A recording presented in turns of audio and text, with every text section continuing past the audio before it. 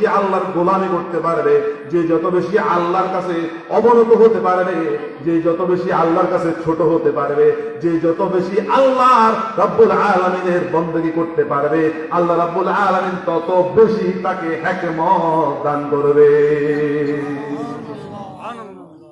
দুনিয়ার মানুষ যদি আল্লাহর গোলামি করে, আল্লাহ রাব্বুল আলামিন দুনিয়াকে তার গোলাম বানিয়ে দেয়। আল্লাহর গোলামি করলে দুনিয়া কার গোলাম হয়ে যায়? ওই ব্যক্তির আবেদের গোলাম হয়ে যায়। তখন ওই ব্যক্তির কথায় দুনিয়া চলে, কারণ সে তো দুনিয়ার মালিকের গোলামি করে। ইমাম গাজ্জালী রাহমাতুল্লাহ আলাইহি তার মুকাশাফাতুল কুলুব কিতাবের ভিতরে উল্লেখ করেছেন, শয়তানকে 1000 বছর আগুনে জ্বালানোর পরে যখন বের করা হবে, আল্লাহ রাব্বুল আলামিন জাহান্নামের ফেরেশতাকে জিজ্ঞাসা করবেন, হে জাহান্নামের ফেরেশতা, শয়তান কোনো যে আরজি দেয় কিনা শোনো, ইবলিস কোনো আরজি দেয় কিনা শোনো। তখন ইবলিস বলবে, এই জাহান্নামের আগুন অত্যন্ত মারাত্মক, অত্যন্ত ভয়াবহ, আমি এই আগুনের তাপ সহ্য করতে পারি না, শাস্তি সহ্য করতে পারি না। আল্লাহকে বলো এই আগুন থেকে বাঁচার কোনো উপায় আছে কিনা। ফেরেশতা আল্লাহকে বলবে, হে আল্লাহ, ইবলিস এই আগুন থেকে রেহাই পেতে চায়, 1000 বছরের শাস্তি পাওয়ার পরে সে অনেক কষ্ট করেছে, এখন এই আগুন থেকে মুক্তি পাওয়ার কোনো উপায় আছে কিনা। আমার আল্লাহ খবর পাঠাবেন, হ্যাঁ হ্যাঁ অবশ্যই উপায় আছে। ইবলিসকে বলো সে যদি আদমকে তাজিম করে সম্মান করে, আমি আল্লাহ তাকে এই আগুন থেকে মুক্তি দেব। জাহান্নামের ফেরেশতা গিয়ে বলবে যে ইবলিস, এখনো তো তোমাকে সুযোগ দেওয়া হয়েছে। কি সুযোগ? যে তুমি যদি এখনো আদমকে সম্মান করো, তাজিম করো, আল্লাহ বলেছেন তোমাকে ক্ষমা করে দেওয়া হবে। শয়তান ইবলিস বলবে, আমি যেটা আগে করিনি এখন কি করবো? নাউযুবিল্লাহ মিন যালিক। এটাকে বলা হয় ঝাড় তেরা। এটাকে কি বলা হয়? ঝাড় তেরা, বেয়াদবি। এজন্য আল্লাহ রাব্বুল আলামিন গফুরুর রহিম, আল্লাহ রাব্বুল আলামিন রহমানুর রহিম।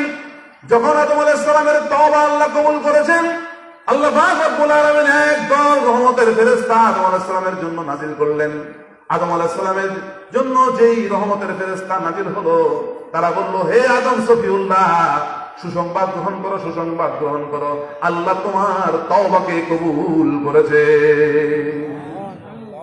আদম আলাইহিস সালাম বললেন, হে ফেরেশতা, আমার আওলাদের ভিতরে অনেক গুনাহগার থাকবে, কিয়ামত পর্যন্ত যারা আসবে সবাই তো আমার সন্তান সন্ততি হবে, তারা অনেক ভুল করবে, ত্রুটি করবে, অনেক ধরনের পাপ কার্যে লিপ্ত হবে, অনেক ভুল করবে, অনেক হুকুম অমান্য করবে। তাদের জন্য কি আল্লাহ রাব্বুল আলামিন ফেরেশতাদের জানিয়ে দিলেন, হে ফেরেশতারা, তোমরা জানিয়ে দাও আমার আদমকে যে এই তওবাটা আমি আল্লাহ আদমের সন্তানদের জন্য মিরাসের সম্পদ হিসেবে দান করেছি। সুবহানাল্লাহ। মিরাসের সম্পদ বলা হয়, যদি আব্বা মারা যায়, আব্বা দুনিয়া থেকে বিদায় হয়ে যায়, আব্বার ব্যাংক ব্যালেন্সে যত টাকা পয়সা, এরপরে জায়গা জমি থাকে, সেগুলো সন্তানরা পায় কি পায় না? পায় কি পায় না? এই তওবাটা আদম আলাইহিস সালাম আমাদের জন্য মিরাসের সম্পদ হিসেবে রেখে গেছেন। অতএব আমরা যদি ভুল করি, ত্রুটি করি, আল্লাহ রাব্বুল আলামিনের কাছে তওবা করি, সাথে সাথে আল্লাহ রাব্বুল আলামিন আমাদের তওবাকে কবুল করে আমাদেরকে ক্ষমা করে দেবেন। ইন্নাহু কানা তাওয়াবা, নিশ্চয় আল্লাহ রাব্বুল আলামিন তওবা কবুলকারী। অতএব আমরা আল্লাহর কাছে তওবা করতে রাজি আছি কিনা? আল্লাহ পাকের বান্দাগণ, এজন্য ইলমের সাথে আমলের প্রয়োজন।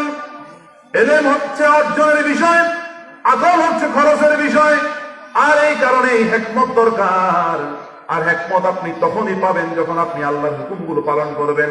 আল্লাহ রাব্বুল আলামিন আপনাকে ইলম দিয়েছে, পাশাপাশি আকল দান করার, যে আকল দান করবেন, যখন আপনি একটু বিবেক খরচ করবেন, তাহলে বুঝে গেল, আমরা যে বলি বিবেক খরচ করো, আকল খরচ করো, তাহলে ইলম হচ্ছে অর্জনের বিষয়, আকল হচ্ছে খরচের বিষয়। এখন কি খরচের বিষয়? আল্লাহ বলেন, আফালা তাআকিলুন, তোমরা কি একটু আকল খরচ করো না?